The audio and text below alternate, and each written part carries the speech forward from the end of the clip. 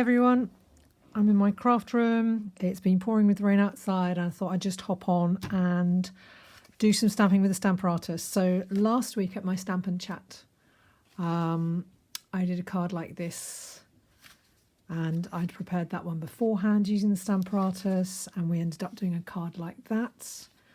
And this is the card I'd done beforehand. And then you all helped me to do a card like that. So this is what we do at our Stamp and Chats. I have a plan and everybody helps me to execute it in different colours because that was my original. So now, today, we're going to use the Warm Hugs stamp set. So I've really been having fun with this stamp set. I like you a latte. I love Eat, Drink and Be Cozy. I love warm hugs to you all season long for you. And I love the little mugs and the heart and the little trees and the candy canes and the little happy Christmas. Mustn't forget that. That's a really good sentiment. So I've been playing with it this afternoon and thought I'd do a quick video. Don't know how long it's going to be. Might be quick, might be longer. And I was experimenting. This is normally the design that we do with the Stamparatus, and we have a medallion template like that. And I thought that was okay, that's fine, but I decided I want to do a circular one, and I'd like to do it as a circle and not have to do it as a square and cut it out. So I have to warn you, with this one you have to eyeball the technique, as we say in the trade. So I'll have a look and see how well I can eyeball it this time. So I cut the largest circle out of the circle dies, not the scalloped one, the largest one that's a straight edge circle, as it were. And I use the die to cut out the Whisper White that we'll be using to do this in. So I put my Whisper White in like that. Hopefully you can see. The thing is, if I move this, then it's better, but it reflects a bit. Let's have a look, see. I think that's okay. That gives you a bit better light. But it does, the light reflects a bit on the Stamparatus, so I think I will move it a little bit out of the way. Okay, right, so here we go. So what we do is we take the little mug stamp and put it. So if you centre the square with the circle cut out of it, as far as you can on the grid lines, and then you take the cup and you put it as far as you can see central at the top. So let's just get that central, and then we get this, I can see the line going through it. So I decided, this was my, do you remember I said on Thursday about doing scrap on scrap paper just to work out your technique? That was working out the technique in cherry cobbler, but I decided that I actually preferred it in crumb cake. So I'm going to pick it up like that. I did find with these little stamps it's easier to use the stamping spots. So that's the first one. And the easiest way I found to do this without moving the template, let's just see if I can get this up, is to do it north, south, east and west. So if you take it south and have that as far as you can see that that's going straight down. And I'm just going to ink this one, and if I just look there, if I can just twist that round a little bit and eyeball it, and I'm pretty happy with that. And then I'm going to do east and west, so I get those so that they're going in opposite directions, hopefully on the same line. Let's just try and get that in a little bit down, and then I'm just going to, again, what I said about eyeballing it. And then I'm going to move that. As long as you don't move the square that this circle is set in, you should be okay. So I'm just going to flip over and do that one like that. Now we've got to fit in the other four on the diagonal. So I get it like that. And you always have a chance with the Stamparatus to go, that's in between. And then this one, again, eyeballing it. Because when you have the square, you know exactly where to put it. When you have cut out the circle, you have to eyeball it. But do you know what? That's not that difficult. I really have enjoyed doing this afternoon. It's made me feel warm and cozy. Oops, now that is an interesting situation. Do you know what I'm going to do there? Because that hasn't stamped out properly. That was me talking and not paying attention. So I'm going to grab my Stamp and Write marker, and I'm just going to carefully I had to go quiet because I had to concentrate. Okay, and now I just, without moving that square again, because I really don't want to move that, have that so that it's where I think, and I'll concentrate this time and hopefully get it stamped up properly. Yep. Ah, no, I didn't. Oh dear.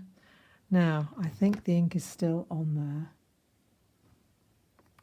So here's hoping. Nope, it's not. Okay, so I'm going to get my Stamparatus marker again and just go around. I need to concentrate a bit better on what I'm doing. There we go. Okay, now I could actually, in fact I will show you, this is the infill of the mug. So what you do is you put it over like that, where you're happy with it. And then you pick it up. Put that back down.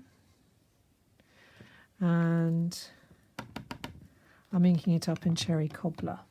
Now I can just, before I put it down, make sure it's going right in the right place. That's pretty good. But this one you do again have to eyeball, so, and you can just adjust it. That's okay, that one's spot on. I do have a trick for the one that didn't quite work out right.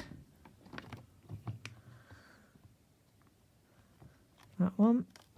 And then, don't think anybody's watching, can't see any comments, so hopefully people will watch this on catch up later.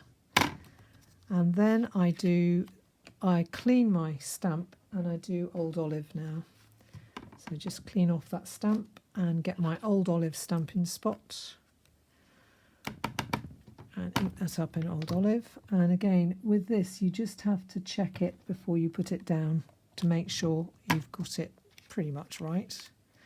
I just wasn't quite right on that. So what I do is take my Old Olive marker, which is not where it should be. Oh, yes, it is. Here it is.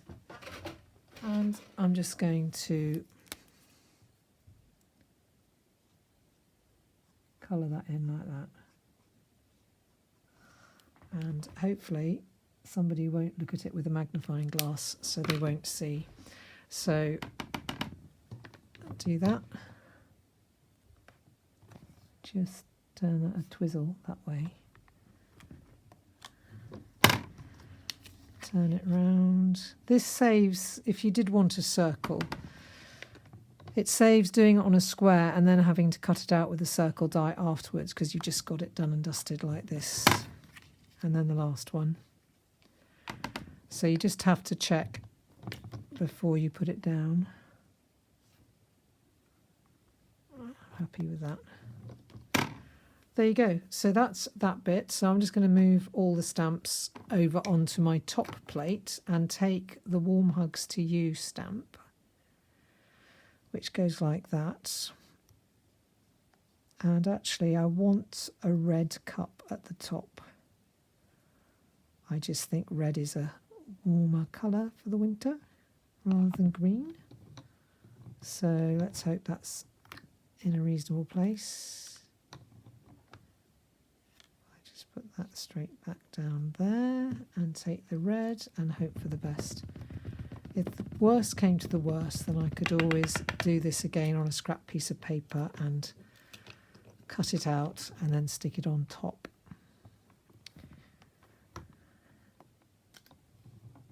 There we go.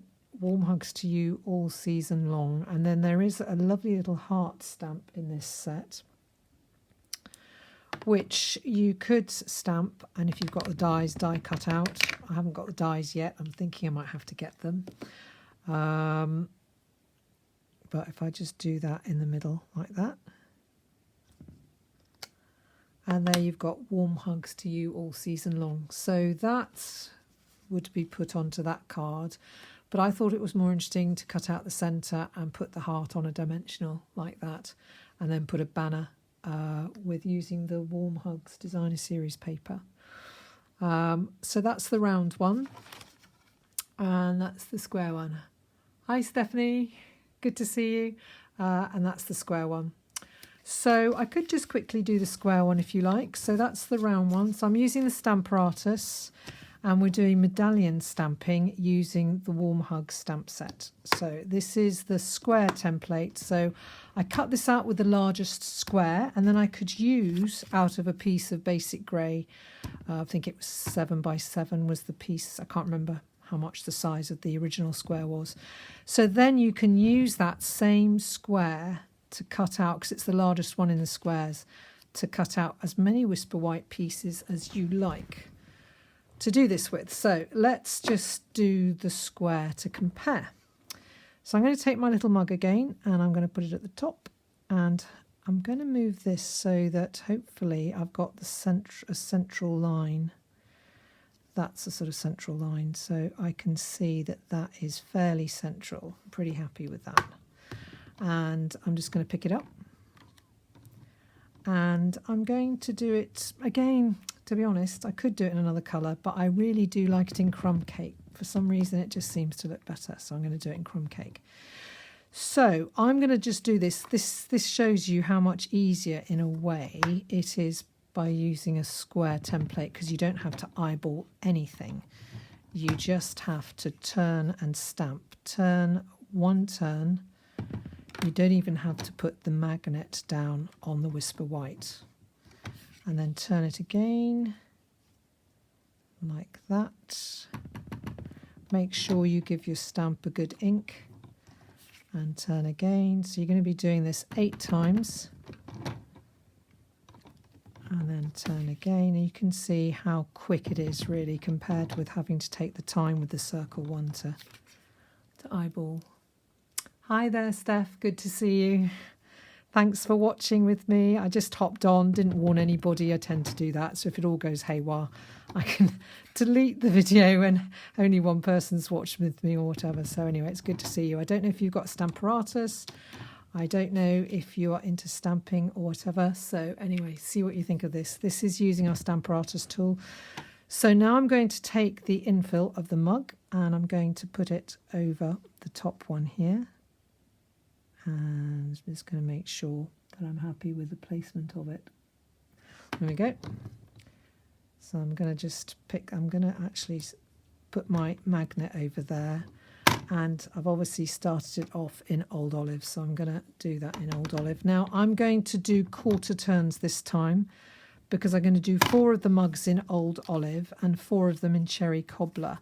So therefore I don't want to be keeping inking and cleaning and inking and cleaning my stamp. Now I can just check this to make sure it goes on the right place, and I'm happy, pretty happy with that. And then again, pretty happy with that as well. So we've got coffee cup carriers in the holiday catalogue, and we've also got paper coffee cups as well that you can decorate. I haven't actually decorated them. I have got them ready to go, because they're going to be sort of Christmas presents for some people. So I'm just going to now do the Cherry Cobbler one. I'll just get the coffee carrier in a moment to show you what it looks like. It's quite cute actually. They're 4-ounce coffee cups, I think. Enough to fit in some tea bags, coffee bags, marshmallows, packet of chocolate drops, all sorts of different things. A pair of socks, somebody's even put in one of them for a present. I do knit socks, so who knows, somebody might get a pair of socks in a coffee carrier, but we shall see. So I haven't actually decorated any yet. I need to do that so I can show people what they look like decorated. So that's the square one. I'll just get the coffee carrier to show everybody. The little coffee carrier looks like that, and you can put designer series paper around it, and then we have coffee cups with lids to go in it, or you could make a little box to go in if you wanted to. So that's what I'm planning to do for presents for some people. So we've got our coffee cups done, or hot chocolate cups or whatever. I'm just going to clean off this stamp, and I'm going to put that there, and then I'm going to turn my plate around so I can use the other side, move my coffee cup there, And I might use one of the other stamps actually in the stamp set, because there's one here that says this one's on me, Merry Christmas, or for you. So I might get this one's on me, Merry Christmas. That'd be quite good for a gift card, wouldn't it? What's this one I've got here? Yeah, this one's on me, Merry Christmas. Haven't used this one before, so it'd be interesting to see. Sometimes you need to season a stamp before you use it. So actually, I think I might end up putting this one on the diagonal, because I did want that cherry cobbler coffee cup at the top, so we'll see. I'm sort of happy with that. Is that, yeah, that's pretty central. Okay, and I'm going to do this in cherry cobbler, I think. So don't worry about staining your stamps. So here's cherry cobbler. If you drop them on the floor, if they're slightly stained, it means you can find them, which is a good one. Brian, there you are. This one's on me, Merry Christmas. That looks quite nice. And then I could put a heart in the centre. Just seeing what else I've got. I've got a Christmas tree, so I think I might put the Christmas tree in the centre, and it's got a little sort of infill as well. So I'm going to use a block to do this. I'm going to put my top on my cherry cobbler and get my old olive stamping spots just to ring the changes. This is one of the reasons I got this set, because I really liked the little tree, the little candy cane, that you had a choice, the little heart. I think there's a little star there as well. So, and I just think that's really fun. So there we are. This one's on me, Merry Christmas. So that's the square one, but done as a diagonal. So when you put it on your card, I would put it like that, which I think would look different to a square. So there's the circular one. Needs a few gems on it, I think. And there's the square one. And that's with the Warm Hugs stamp set, which does come with a set of dies. At the moment, I've just got the stamps, but I'm thinking I might need to get the dies as well. It's even got a little bit of steam you can put over the coffee cup. You can see that here. Do you see the coffee cup there? It's got the steam coming out, which is quite cute. So there we go. Thanks for joining me today. Have a good evening. Hope you don't get soaked if you're going outside, and see you soon. Bye.